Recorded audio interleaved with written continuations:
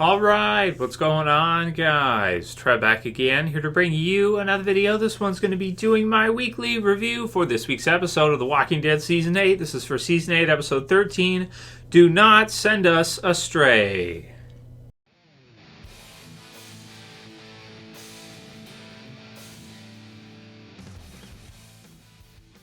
And spoiler warning, as per usual, if you guys have not seen this episode for The Walking Dead Season 8 yet, you will definitely want to watch it before you watch this review. So, episode 13.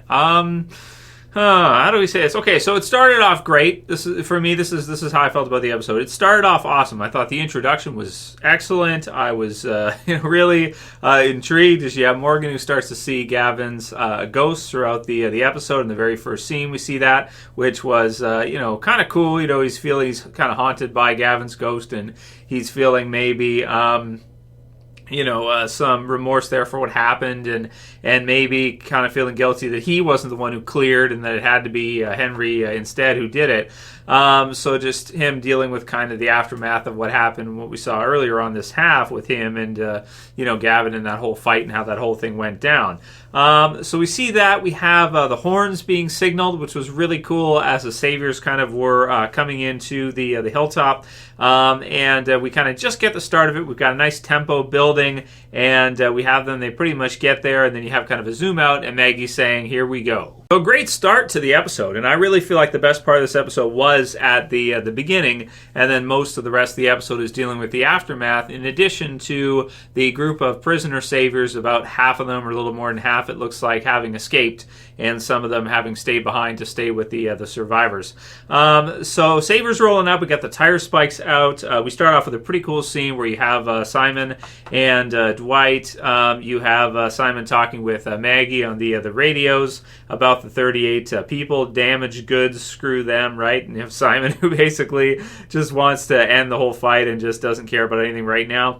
You have Daryl that kind of comes in, out of nowhere after Dwight is having a conversation with Simon, and Daryl starts shooting down a whole bunch of the Saviors that are kind of just standing there on foot, which was really cool. Did really like that scene. Then he kind of goes inside. You have the Saviors that kind of start to drive in. Then you have the bus come across, and then they ram into the bus, and it's kind of a trap. So this is a really cool start to the episode. I really liked all the action sequences in here that we got to see. Very comic book accurate for a lot of it, with just some swaps between the characters of who gets hit where and what happens here. But I really did like kind of the whole feel of it, where you have the whole thing kind of set up as a big trap for the Saviors as they kind of come in. Then they kind of get stuck, and you have them all being shot down and everything. We do recall that the Saviors were kind of a little bit low on ammunition, going into this episode. So you have a good number of Saviors that are using arrows. They're firing off. You have Dwight who's shooting as well too,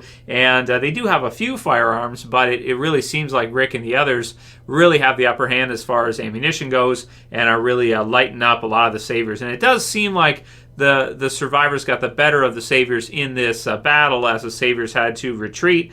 We had some pretty cool action sequences in here. We had Tobin doing well, and we did kind of predict this one. I've been expecting Tobin to be killed off now for like 3 years. So, it's nothing new, but finally, eventually they did, kill Tobin off in this episode, and they kind of swapped him out for the comic book part, which was Nicholas. In the comic book series, Nicholas has a pretty similar death to Tobin in this episode. We have Dwight who shoots Tara with a bolt or an arrow. Which was in the comic book series version was Rick's part. Rick got shot by the arrow in the comic book series version. This one they did Tara, which was a nice little shift there. It was pretty good, and instead of having Negan there like you did in the comics, you had just Simon and Dwight instead. So I thought those changes all were pretty good, and it was a pretty exciting battle. You have Daryl who's kind of shooting at him, but things says later on that he had a chance to shoot him and he didn't do it, and he wasn't sure. And because they don't really know whose side Dwight is on, Dwight may have purposefully not shot Tara in any of her vital organs in her body, and of course the question now will be whether or not she will be infected from being shot with the arrow. She looks like she's kind of sick, but it doesn't look too bad, and we'll have to see which route they go with that, whether or not Tara will die this season. But we'll save that for the video predictions, I suppose, and what we think is going to happen with that, what her fate will be. But you tend to think that if she was going to be killed off and die, she probably would be just about out of it at this point already. And right now it seems like she's just really scared, and that Dwight's arrows probably were clean. But we'll have to see if that is actually the case. So we have all that happening. We have Rick kind of, that's probably my favorite part of the battle, when Rick kind of comes in and you have the lights. So they shoot their lights out, and then the lights go on, and they kind of start firing down at all of them, similar to the 50 cal scene from earlier on this season, where they're all inside the Barrington house, and they're shooting down, wiping out a whole bunch of saviors, forcing Simon and the others to retreat. As you have Rick in there, you have all the rest of them shown in there, shooting back at them and everything. So it was pretty good. The action sequences were pretty good. It does seem like the saviors did enough damage, but that the survivors did get the best of them, and the saviors' numbers at that point were pretty shy. They were pretty shy, and getting down to the point where they were almost, I want to say, out of fighters, out of people, but they probably don't have that many left now. If I had to guess based on what we saw in the episode, I think out of the ones that ran away, it might have been like a dozen, 2 dozen, something like that. It's kind of hard to tell. I have to watch it again to see. But in terms of numbers, something like that. Of course, later on with Henry screwing up big time, which we'll get into, that adds a good number more saviors to the saviors group here, and really replenishes their numbers if they're able to get back to the sanctuary. Because it really seemed like in this battle here that it was almost a total F up by Simon and the others, to the point where they almost lost everybody, or very close. They were very close to losing everybody. If only the survivors would have been able to somehow close the gate or something, do something like that, lock them in. And have it be like a total trap so they couldn't get out, then it probably would have been a definitive final, kind of climactic battle in this version, like it was sort of was in the comics. There was like there's one more in the comics as well too, so we may see that adapted as well. Again, we may see another battle at the Hilltop later on, but it was pretty good, and I liked all of this stuff. And you kind of, they kind of fast forward from that, daybreak the next day, and kind of, them burying and doing what they have to do after the battle was finished. We have a whole bunch of zombies coming up to the gate, and they're kind of packing in after all the excitement and the noise that was going last night. And we have things continue with basically the aftermath of the battle. So that for me was the best part of the episode right there, was the beginning. I loved the beginning sequence. I loved the battle. It wasn't the final battle of the series, which makes it feel a bit like a tease, because you don't get to see the final all-out war battle in the show. There's still a few episodes left. We have episodes 14, 15, 16. So we still have the 3 episodes left of this season. So this was, a pretty good battle as part of all-out war, but certainly not definitive. And it had some good things happen, and you have the numbers kind of dwindling, but then again with a lot of the saviors escaping, kind of replenishing. But then also to make matters worse, even though it seemed like the survivors really had the numbers going for them at the end of this battle, then we have kind of the outbreak with Tobin and the others at nighttime. They even show kind of the time out. It's like really late at night. Gets into the late hours, like 4 a.m. or what have you, 3, and you have Tobin who dies, which we get to see kind of his last breath in that in the episode, and kind of an outbreak start again inside the Barrington house and inside the Hilltop. And we have a sequence that reminds me most of The Walking Dead Season 4. If you guys remember, during The Walking Dead Season 4, we had Patrick and we had some of the others there. Patrick was friends with Carl, and if you guys remember the shower in that, there's kind of an outbreak inside of the prison that wipes out a good number of people during the nighttime, and there's kind of no noise, so it takes out a good number of people. This sequence in this episode is very similar to that, where you have kind of an outbreak that occurs inside, and you have a whole bunch of zombies coming in, and they're kind of loud to us, but it doesn't seem like anybody there. They're sleeping like logs, to not notice, and not, you have a zombie that's falling down the stairs, and everybody's just like sawing off logs. They're just totally asleep. Well, you have Tobin who's coming in, with some gnarly zombie noises and everything coming out of his mouth and everything, and nobody seems to notice. They kill off another doctor, like Dr. Dana, who just kind of comes out of nowhere. It's like, it's a curse of the doctors. In Sadiq better be careful. I think he'll be the doctor to survive, but I don't even know where this doctor came from. Dana, I guess I must have missed it. I don't even remember. But she kind of comes out of nowhere in this episode. She's killed off in the same episode. She's a doctor, so it's what's been going on lately with The Walking Dead. They're killing all the doctors, right? So some brutal sequences here as we see the zombies kind of come through and kind of spread around. Lots of chaos, lots of stuff happening everywhere. Lots of different little clips and scenes in all kinds of different areas. Kind of a little bit hard to follow at times. You have them come in. They're starting to kind of they're starting to get things under control and kill a few of them. We have the scene with Henry where he goes and he wakes up Gregory, which at first I thought was pretty cool because I thought he was just going to stay outside the gate and just wipe it, just start shooting at everybody because there's nowhere nowhere for them to go. Literally, they're a rat in a cage. They're stuck inside there. There's a little bit of ground that they could play, dodge bullets, I guess, with if they want to, like dodgeball. But really, they're trapped inside there. So what does Henry do? He decides to open the cage and let them out, basically. Or he opens the cage, and then Jared, who's the most hated savior in there, I want to say, because of killing his brother and everything, and just being a good old-fashioned bad guy who's annoying. He's able to kind of take him down, get the gun, and then they all a lot of them escape, with only a few of the good ones staying behind to help keep the gate closed and everything else as Maggie finds them later on.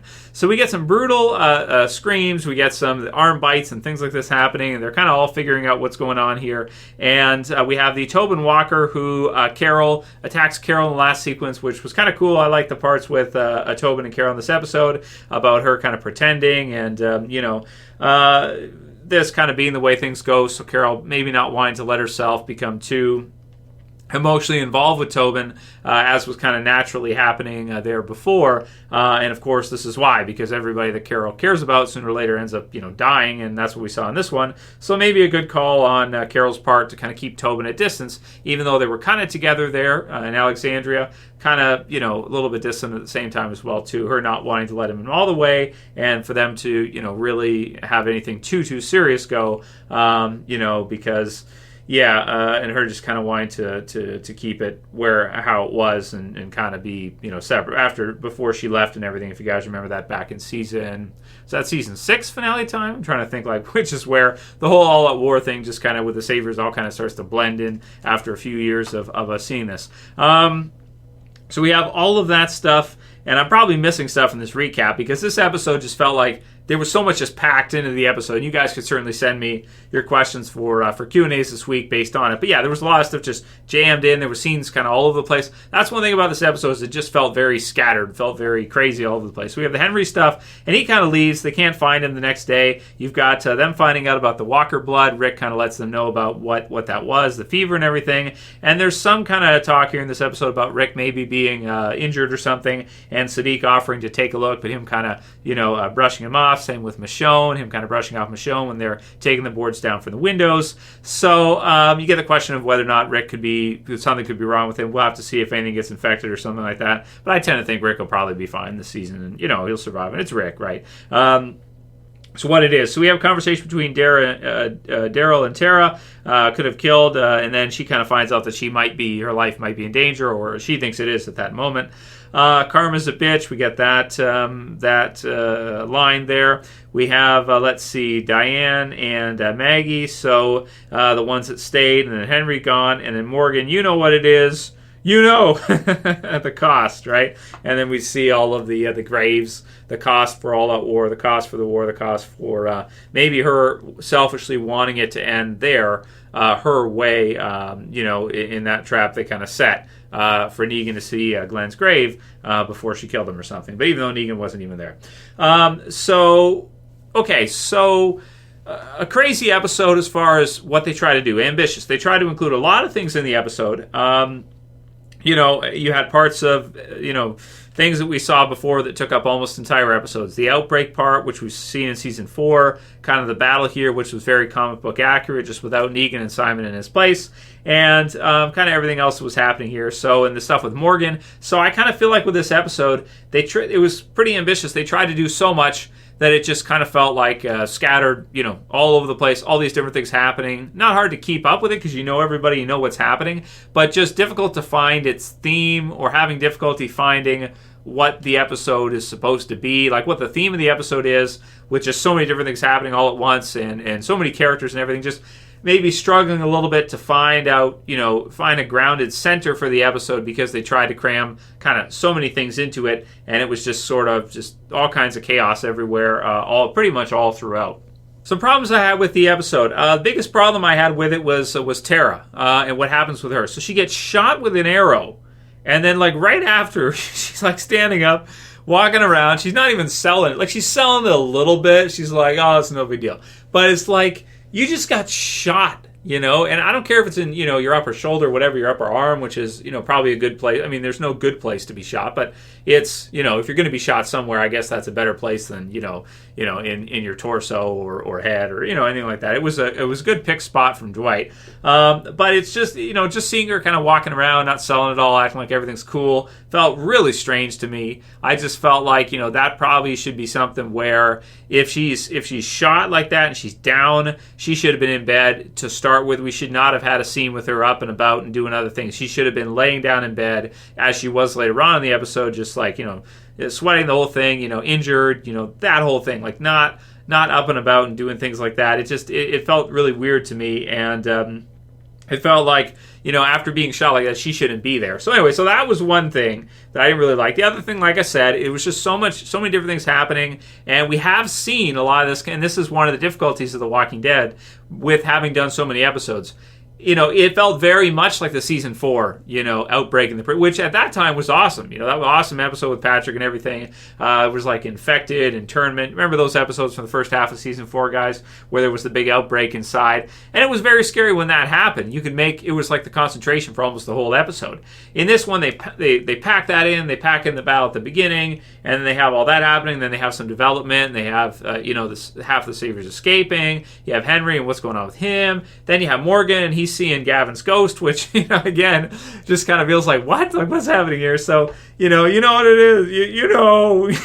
is. So I am looking forward to see what they do with Morgan and how and there was a cool kind of teaser trailer in the commercials here where you have one of the girls from Fear. It might be Althea, whatever, asking Morgan about where he came from and what happened to him. And it kind of goes through a whole... And that was a really cool... I really like that. That was maybe better than a lot of the stuff in this episode, was just to get to see that. If you guys missed it was like a commercial break there. And basically, she asks him that, and then it kind of quickly zooms through all these different things that have happened throughout the series to Morgan, which was really cool. And, you put Morgan in the situation where psychologically he's just having a lot of issues right now, feeling a lot of guilt for what's going on and just confusion, attacking, people that aren't there and this kind of thing. So really cool as far as that goes. But yeah, just so many different crazy things in the episode.